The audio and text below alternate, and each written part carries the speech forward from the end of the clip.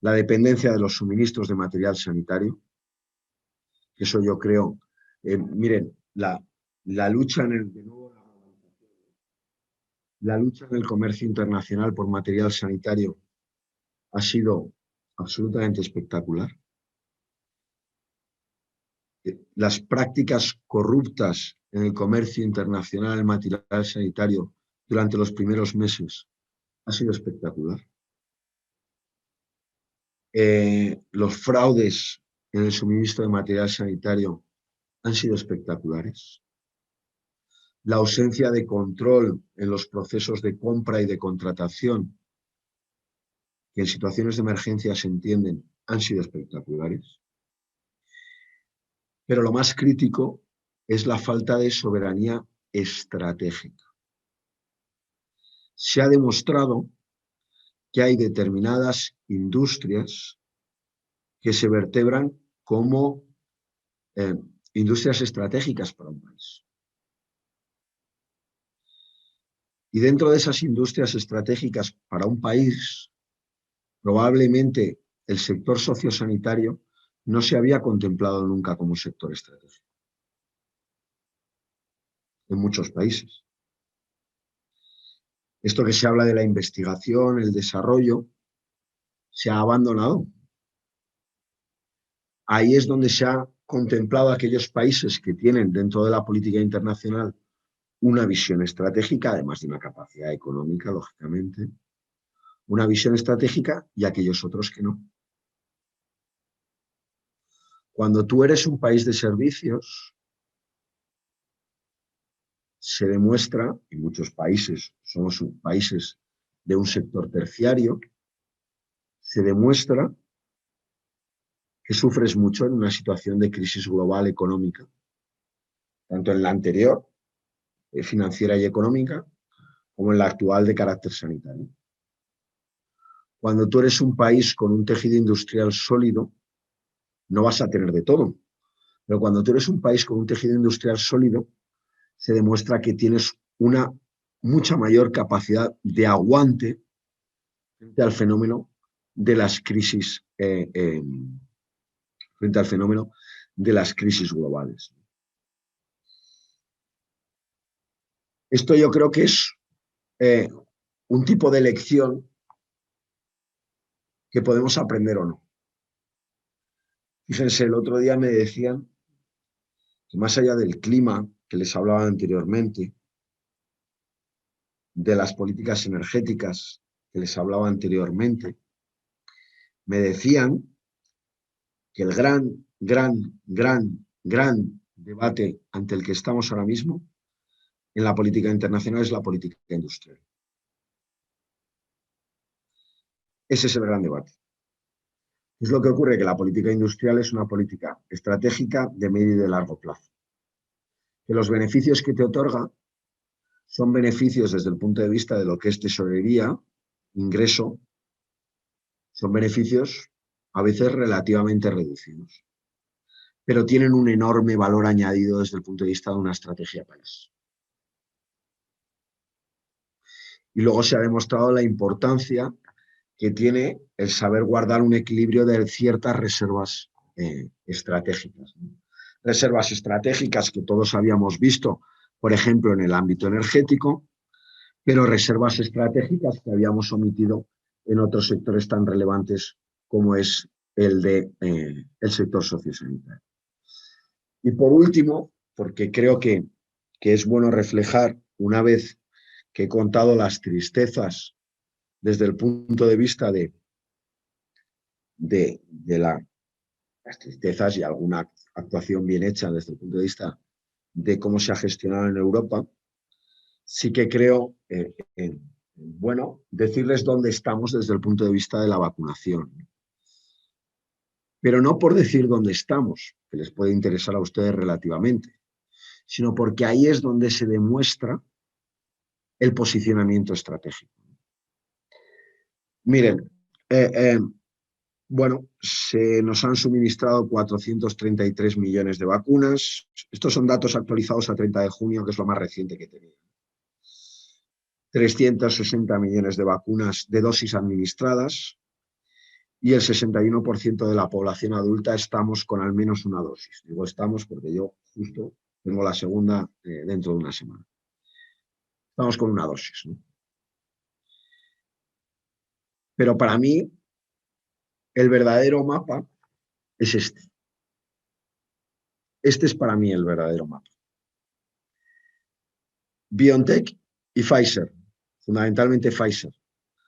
2.400 millones de dosis garantizadas, modelo ARN mensajero, del que ya nadie sabíamos lo que era ARN mensajero hasta que lo hemos aprendido. Pfizer, empresa norteamericana. Moderna, empresa norteamericana. CureVac, de momento está en desarrollo. AstraZeneca, empresa británica, ya no es europea. Empresa británica. Johnson & Johnson, o Janssen, que es el nombre de la farmacéutica, empresa norteamericana. Estas son las dosis que hemos adquirido como territorio de la Unión Europea. No está aprobada la vacuna rusa ni la china, que son las otras dos grandes variantes que hay en el mundo, ¿no? Primera empresa europea, Sanofi GSK, francesa, de momento la vacuna en desarrollo.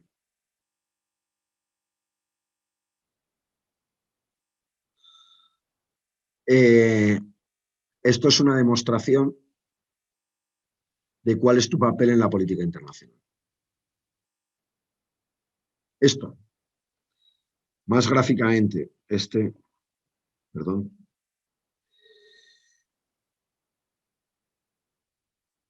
Diana me pregunta, ¿CureVac? Pues no lo sé, la verdad es que no lo sé. Si hay alguien que tiene la curiosidad, mientras yo sigo, ¿por qué no? Porque como todavía no se ha suministrado, la verdad es que no me he tomado o sea, está en desarrollo y además los primeros resultados que han salido, creo que es europea, pero los primeros resultados que han salido, de momento, en los primeros ensayos, han sido muy defectuosos. Cuando digo muy defectuosos, es con un nivel de eficacia particularmente bajo. ¿Vale?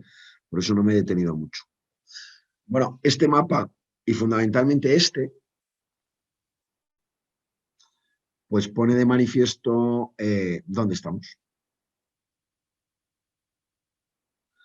Pone de manifiesto que estratégicamente la Unión Europea, como sujeto de la política internacional, pues no está donde tiene que estar. Y lo siento mucho, pone de manifiesto que el continente latinoamericano no está donde tiene que estar.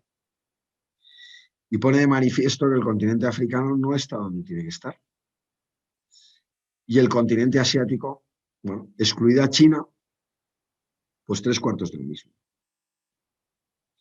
Y lo siento, el sector farmacéutico y de investigación se ha demostrado como un sector extraordinariamente importante. Solo espero que tengamos la lección aprendida. Creo que sí, también se lo digo. Creo que hemos aprendido la lección. O al menos una parte de esos planes de recuperación van en la línea de haber aprendido esa lección. Como conclusiones que les lanzo, desde el punto de vista de lo que ha sido la gestión de la crisis, ¿no? Permítanme que haga un poquito de recapitulación en 5 minutos. ¿Qué es lo que les he pretendido transmitir? Dentro de las organizaciones internacionales, la Unión Europea probablemente ha sido históricamente la organización internacional más sui generis y con mayor ambición que existe en el mundo. Esa ambición se ha mostrado dando pasos, pasito a pasito.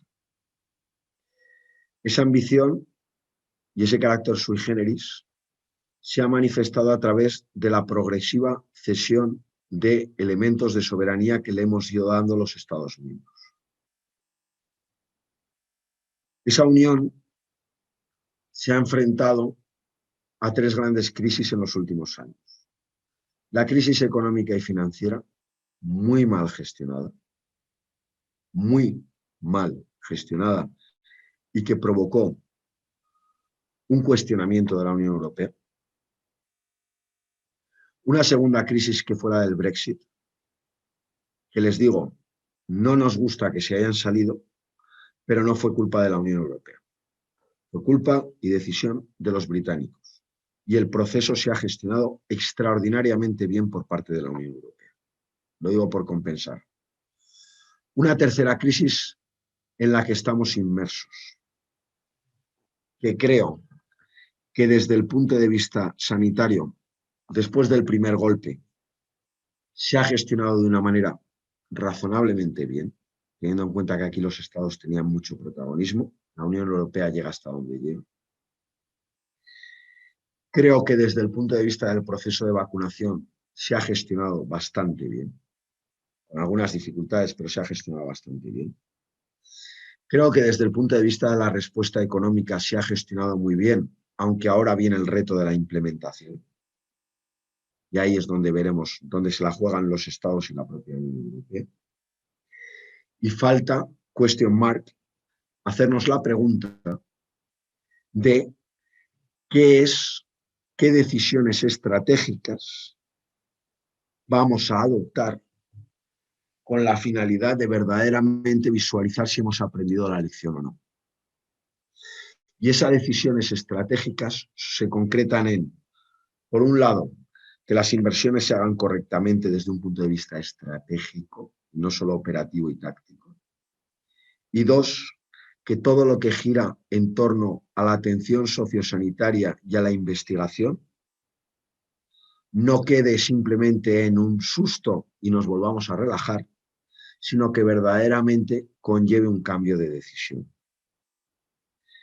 Como les decía anteriormente, y vuelvo ahí, las organizaciones internacionales y una organización internacional tan particular, tan sui generis como la Unión Europea, viven en el día a día, pero se juegan su futuro en las grandes decisiones. Veamos si se han aprendido de estas grandes decisiones. Y como les decía al principio, abierto a preguntas, porque me permiten descansar un poquito la voz, porque les aseguro, y les pido disculpas por ello, porque me gustaría apurar los horarios, pero mi voz ya da para lo que da. Con lo cual, yo encantado de que abran micrófonos, comenten lo que quieran y pregunten lo que quieran, pero me van a permitir que deje, que pare ya con el monólogo, porque si no, sinceramente, es que creo que ya mi garganta no da para más. Muchas gracias. Aquí siempre lo digo, o me explico como Los Ángeles o les he aburrido mucho. Sean ustedes generosos. Quizá Explica Noemi... como Los Ángeles, Yo profesor. tengo una pregunta. ¿Verdad? Yo quería comentar, la verdad es que es muy interesante ver una diferencia de cómo se enfrentó una pandemia mundial en España y cómo se enfrentó en México, cuando pues en México se hizo totalmente lo contrario, tanto económicamente como en programas sociales, como en medidas sanitarias. Entonces digo, la caída económica de México nunca se había registrado como se está registrando actualmente. Y tiene que ver tanto por la pandemia, pero también por la política, entrecomillado, económica que se ha implementado en este gobierno. Entonces, muy interesante la clase, profesor. Muchas gracias. Muchas gracias. A ver, yo les digo una cosa con toda la humildad, ¿no? Desde el punto de vista de lo que es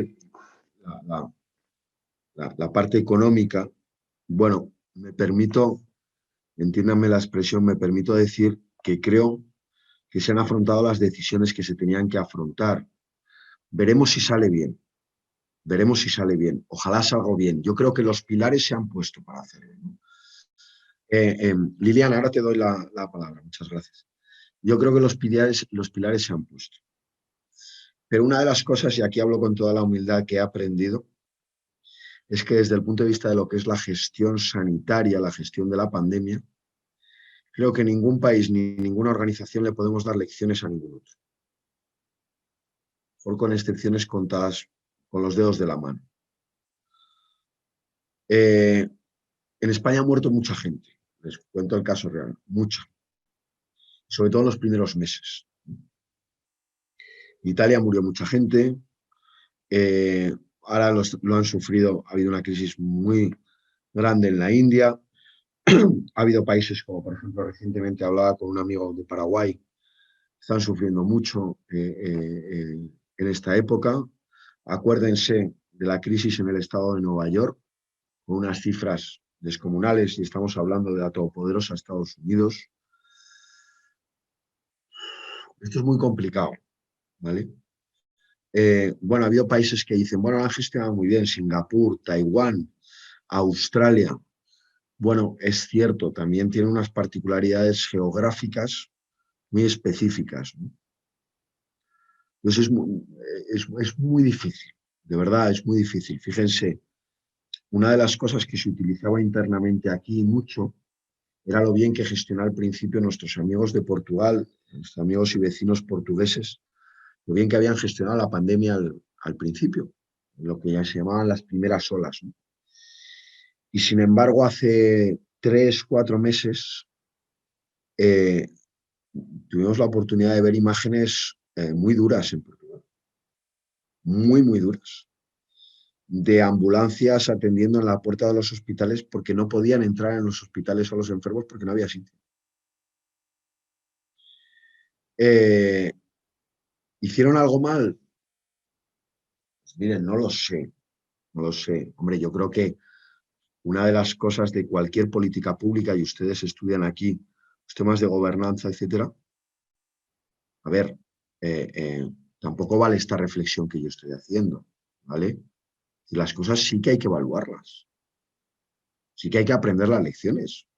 Claro que hay que ver lo que se ha hecho bien y lo que se ha hecho mal, pero no con la finalidad de señalar el dedo a alguien. Ya señalarán las urnas, ¿vale? Yo no creo que ninguna autoridad política ni ningún cargo administrativo de ningún país, no sé si habrá algún loco por ahí, pero yo no creo que ninguna autoridad esté deseando que la gente se muera por la calle, fruto de una pandemia. No me lo creo, lo siento, no soy capaz de concebir, ¿no? Habrá gente, como decía un famoso penalista alemán, bueno, los ciegos morales existen, pero son una minoría. Pero sí, claro que hay que aprender lecciones. Yo les estaba enfocando más desde un punto de vista estratégico de política internacional, también en la gestión del día a día. Por ejemplo, una de las lecciones que aprendimos aquí en las primeras semanas es que se puso todo en manos del Ministerio de Sanidad, a gestionarlo. ¿Cuál es el problema? Que el Ministerio de Sanidad, desde hace muchos años, la competencia en asuntos sanitarios está transferida. Madre mía, pues qué barbaridad, si dijo eso el presidente, pero bueno. Las competencias están transferidas a las comunidades autónomas, a lo que serían sus estados, por simplificarlo, ¿no? Eso hace que desde hace muchos años el Ministerio de Sanidad tenga muchos recursos, muy pocos recursos desde el punto de vista material y humano, porque es más bien un ministerio de coordinación. Tú no puedes poner al Ministerio de Sanidad a comprar material sanitario en el extranjero, porque sus funcionarios, su personal no sabe hacerlo. Tú tienes que ir al Departamento de Comercio Internacional, al Ministerio de Exteriores, que son la gente que está acostumbrada a manejarse en los entornos internacionales y que habla idiomas, su personal, etcétera, etcétera. Bueno, esas son lecciones de gestión que aquí se aprendió a golpes, a golpes. Hombre, en la siguiente ya te lo sabes, ya te lo sabes. Liliana, perdón, que me ha alargado y tenía usted una pregunta por ahí, perdone que no la veo ahora. Había levantado la mano muy diligentemente. Me disculpen porque no la veo ahora. Son ustedes tanto que me pierdo en la pantalla. Se está poniendo en el grupo que creo que se le cayó el internet. Liliana, por... Yo no he oído, disculpen, no sé si... Liliana se disculpa que se le cayó el internet, profesor. Ah, ok.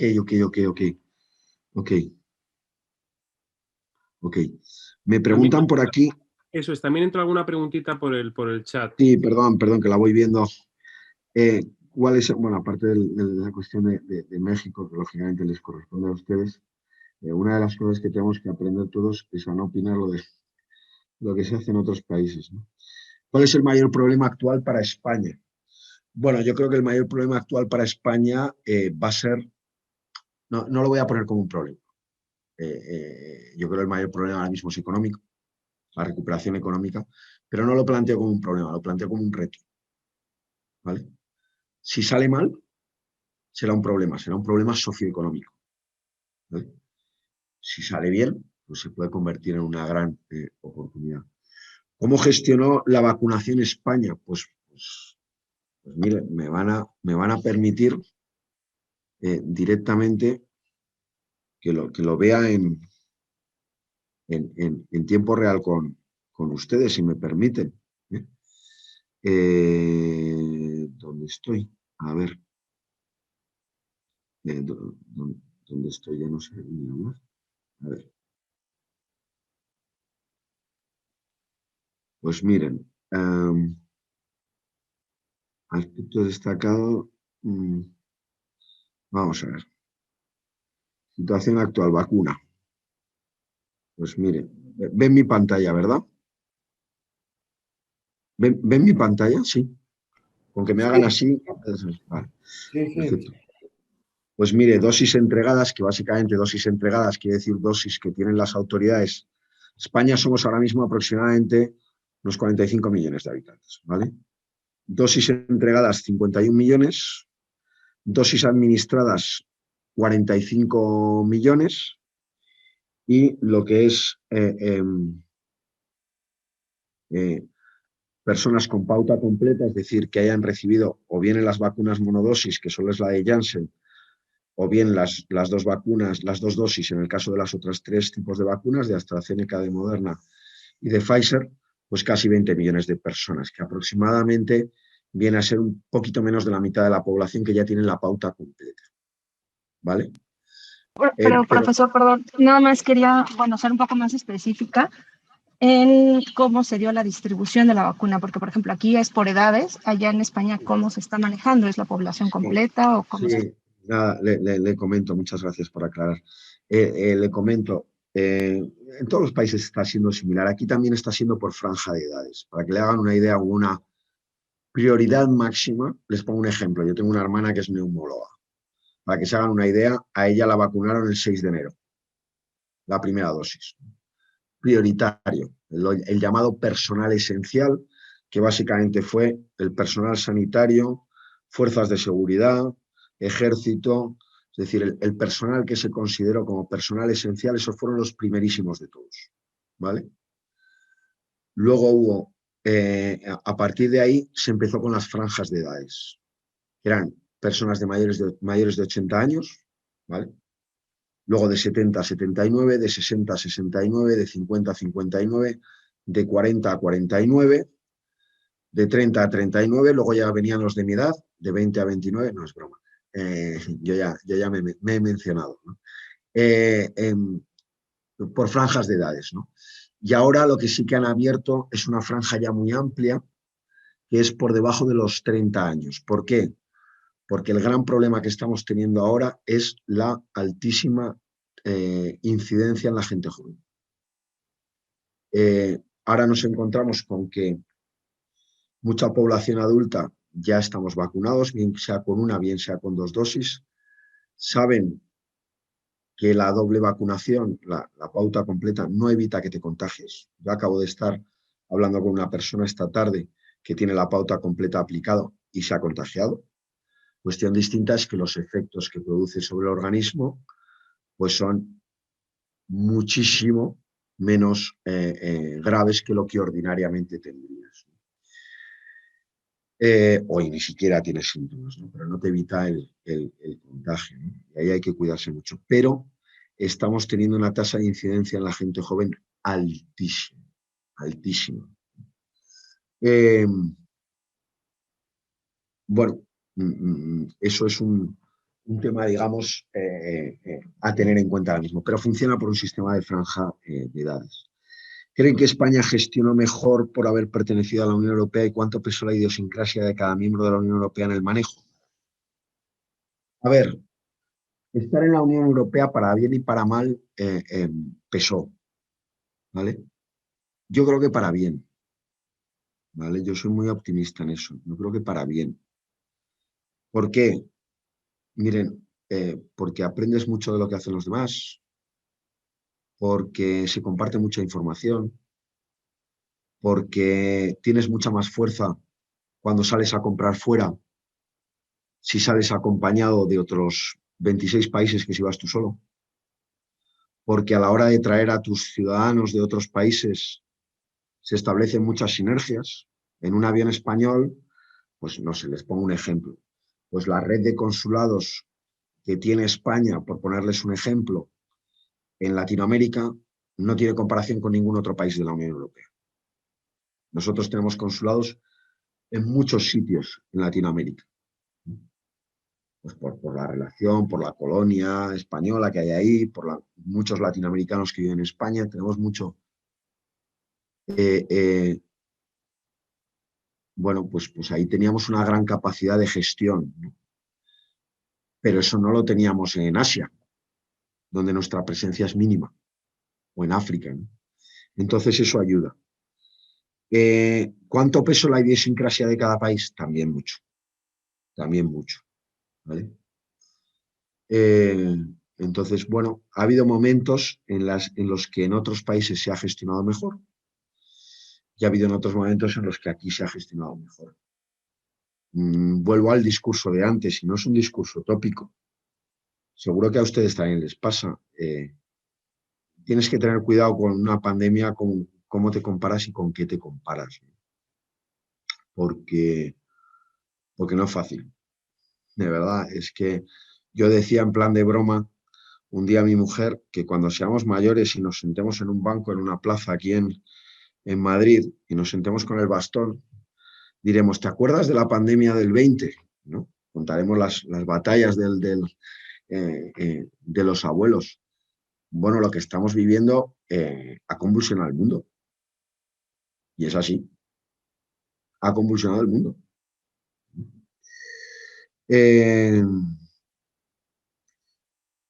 Bueno, la política, claro, Islandia, pero claro, Islandia, vuelvo a ser otro ejemplo. Con perdón, es muy fácil cerrar Islandia. Es muy fácil, ¿vale? Pero es verdad que Islandia es un país muy particular, ¿no?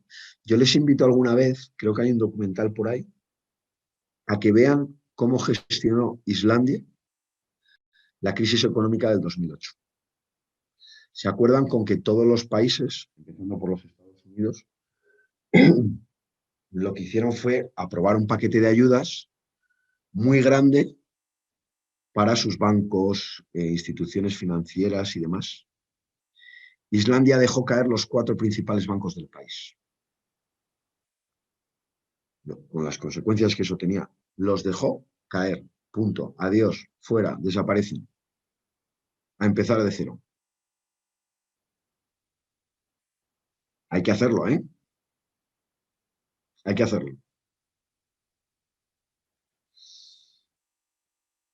Yo, José Ignacio, os voy a pedir disculpas, pero de verdad ha sido un placer. Les pido 1000 disculpas, pero es que mi garganta, en serio que no aguanta. Aunque les parezca que no, aquí ya tengo esto a fuego y la verdad es que no puedo aguantar, no puedo aguantar más, ¿no? Les pido disculpas. No sé, José Ignacio, yo encantado si hay otra oportunidad, pues encantado, pues, y siento mucho